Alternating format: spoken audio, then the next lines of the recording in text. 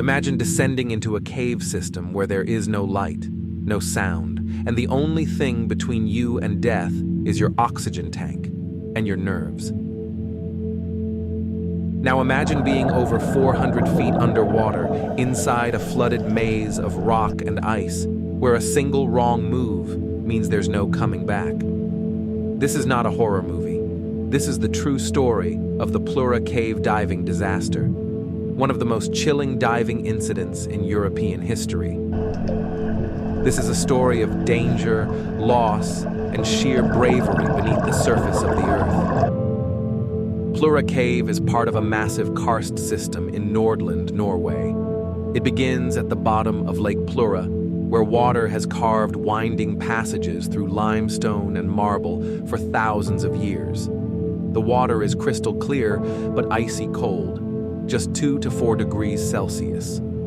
The cave descends to depths of 135 meters, over 440 feet, with narrow tunnels, silt-filled chambers, and no direct access to the surface. Once you're deep inside, turning around is almost impossible.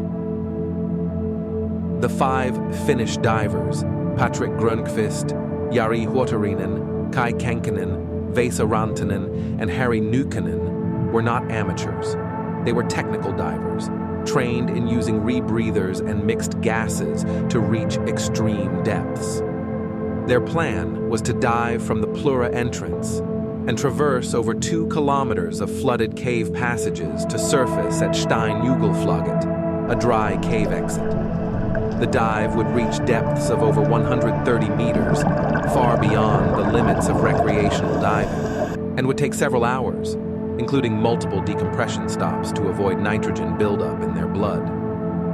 Their gas mix was precise, a combination of oxygen, helium, and nitrogen. Too much oxygen can cause seizures. Too little can cause blackout. Every second counted. On February 6, 2014, the team entered the water. The first leg of the dive went smoothly. They passed through large chambers and winding passages, descending into the deep section, the most dangerous part. At around 130 meters deep, Jari Huotarinen began to struggle. Some reports suggest his rebreather may have malfunctioned. Others point to gas toxicity or narcosis, a condition that affects brain function under pressure. His breathing became labored. He lost control of his buoyancy. But inside the cave, there is no space to float upward and recover. Patrick tried to help, staying by Jari's side, but with the environment collapsing around them, visibility dropping, stress rising, Hari slipped away. Moments later, Harry Nykänen experienced similar trouble. He became separated in the narrow corridors and was later found motionless. The group was splintered, confused, fighting panic. At that depth, even a slight increase in breathing rate can drain your oxygen rapidly. With time running out, the surviving 3, Patrick, Vesa, and Kai, made the tough decision: abandon the dive and escape. They continued to Steinjugelflaget, the dry cave exit, climbing through 40 meters of cold, jagged rock to reach the surface. Exhausted, hypothermic, and suffering from decompression sickness, they called for help. Authorities launched an investigation. But when they saw how deep the bodies were, how complex the tunnels were, they made a devastating announcement. No recovery would be attempted. The cave was closed indefinitely.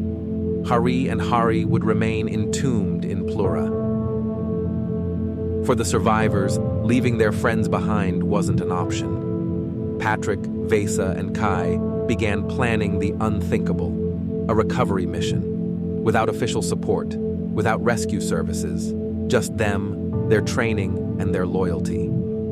In April 2014, they returned to Plura with a hand-picked team of Finnish divers.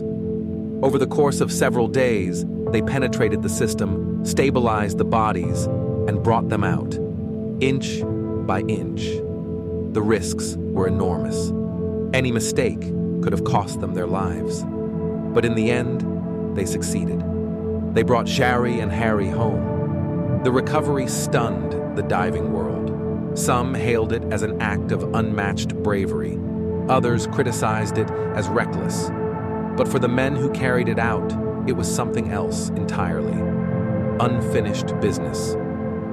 Their story was captured in the 2016 documentary Diving into the Unknown, offering a rare glimpse into the psychology of extreme divers and the risks they're willing to take for one another. Today, Plura Cave is open again, but the lessons of that dive echo through every dive briefing, every gas check, and every cautious step into the deep. The Plura cave diving disaster wasn't just a tragedy. It was a test of friendship, grit, and resolve in the most hostile environment imaginable. It reminds us that in the depths of the earth, courage isn't about pushing boundaries. It's about knowing when to come back and what you're willing to risk for the ones who can't. Thanks for watching. If you want more stories from the edge of human survival, don't forget to subscribe, like, and leave a comment below. And remember, the scariest places are the ones you choose to enter.